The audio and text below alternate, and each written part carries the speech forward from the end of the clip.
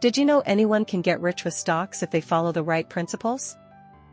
Before buying a stock, ask yourself, what's the market capitalization? How much would it cost to buy the entire company? Only invest in companies you understand. Can you explain it to a child in less than 5 minutes? If yes, it's in your circle of competence. Would you invest a quarter of your net worth if you could buy the whole company?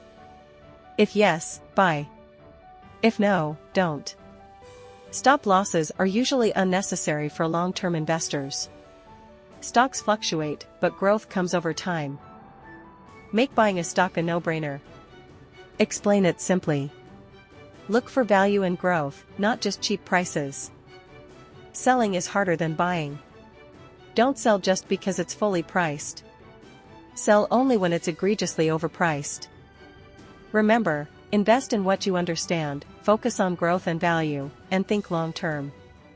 Start smart, grow your wealth.